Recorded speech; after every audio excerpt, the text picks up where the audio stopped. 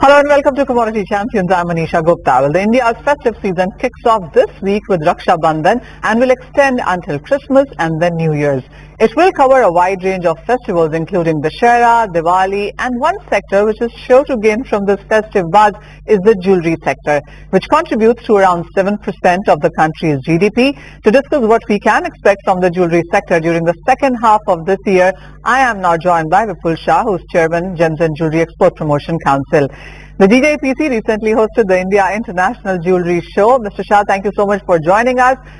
We have seen strong numbers come out for this one, but I want you to take a step back and tell us on how the first half of this year has been, which hasn't been great by the way, and what are you looking forward to now for the rest of 2023? First of all, I would just say that we had started the year with pretty slow. I mean, overall the industry was down drastically and for obvious reasons. But now, since after this IIJS, which has recently concluded, we see a huge growth, huge demand coming into the gold segment, which is divided into two parts. One is the plain gold segment and the other is the studded. We saw a huge demand coming in the plain gold, and there was a lot of business and a lot of orders for Diwali took place in the IIJS show itself. And this was something unbelievable numbers and everything what we got to hear from the exhibitors. So currently a lot of international buyers also had come, and almost like from 200 countries, different countries, and more than 2,100 international exhibitors were present. And since this SEPA and the ACTA agreement with the UAE, so that is also helping a lot to push the gold sales as exports are concerned. As far as studded jewelry concerned, studded is little bit on the slower side. It's because US has been little slow as far as rising interest costs, and that was the main reason consumer is getting adjusted to the new prices and such. But I personally feel that we are expecting Christmas should be good, and starting from now this up to the December, and we see good demand, and our exports should start picking up.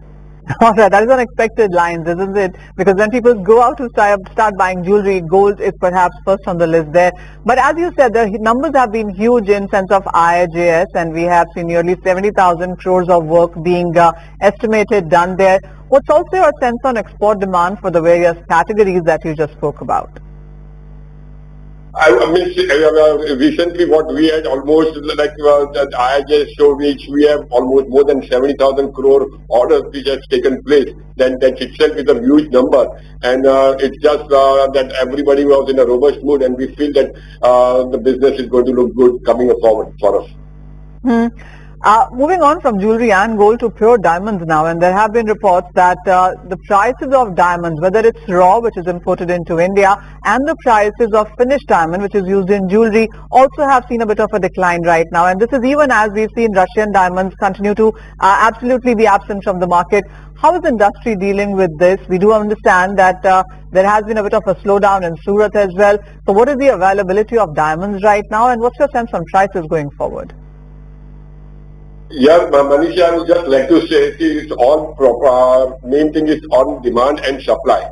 And whenever there is imbalance in demand and supply, there is a huge this prices play a big role. So currently, even though the supply from Russia has been restricted, and in spite of that, the demand has dropped severely, and we could see that also from our export numbers also. And so whatever, even though with the current supply, we could not match, the demand was much comparatively less, so the supply pressure was always there, and in spite of that, the prices had started to fall. And now things are moving in a different way. We feel that now the market should start picking up. We see a good season coming ahead of us, and gradually we see our exports also should start going up. And I personally find that the prices should stabilize around this level, and it would be a good price for anybody to enter into.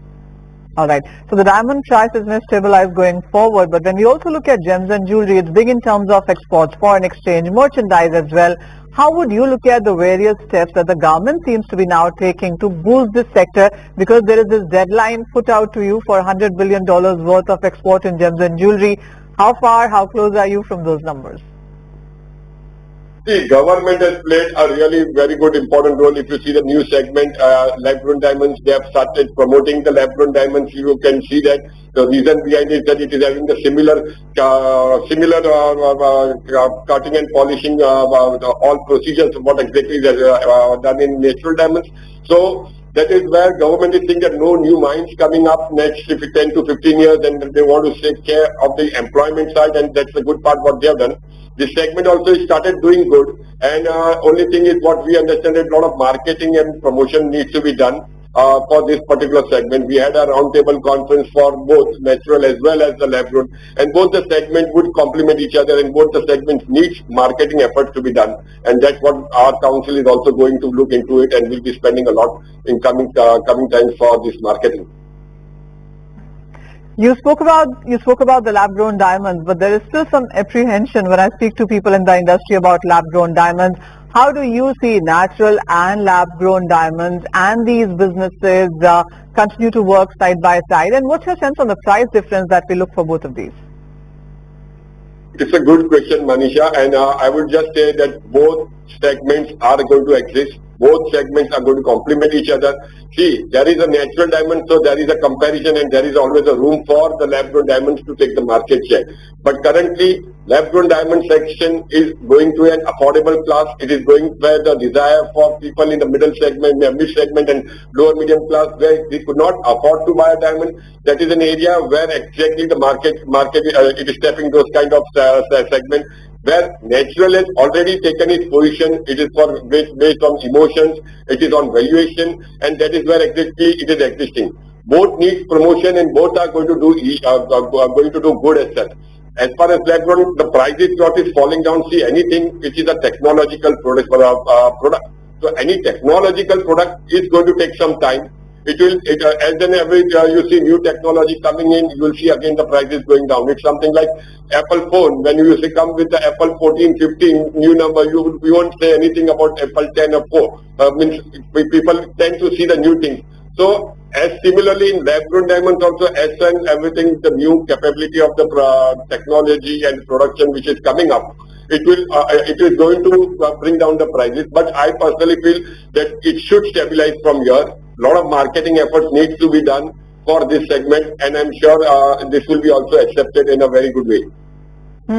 Mr. Shah, I also want to dwell slightly deeper into the export market. We do understand that the US and China are running slow. We do understand about the FTA with UAE as well. Are there newer markets that you as a council are looking at?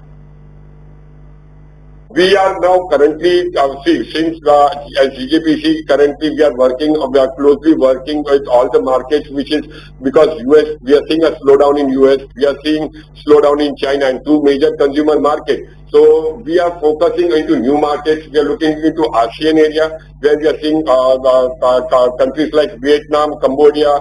We had a good road shows there. We saw people coming from all the international customers coming from these countries, which we have never penetrated. And we see that markets in Southeast Asia countries, they are having a huge potential. That economy is also good. The GDP is also doing good. So we feel that we should look into marketing into those segments where we can find good demand for our products. All right, so there is a festival season coming up, and plus the GJEPC is looking at finding more newer export markets as well. But this is also the time that you start talking to the government, start involving more strongly with them, and the budget conversations start way before the budget actually comes in. What are you looking at? What are the representations, and how do you see the boost for the sector now coming? We are looking for a favorable budget, which is now going to be starting pre-budget session, where we have our industry demands, which has already been placed in front of the government, and I'm hopeful that it would be considered. As far as taxes are concerned, we have asked for relaxation. We'll be asking for relaxation on taxes. The high duties on gold, which is also which we have been always campaigning with the government, that the duties such as it needs to be brought down to be very competitive in the export field as such. So all these ongoing demands from the industry, and we'll be closely working with the government, and I'm hopeful that government will be looking into our demands. We look forward to that too. Mr. Shah, thank you so much for joining us here at CNBC TV 18. And with that, it's time to take a short break. But don't go anywhere. We continue the discussion on jewellery with Asher Rowe of Malabar Gold and Diamonds when we return.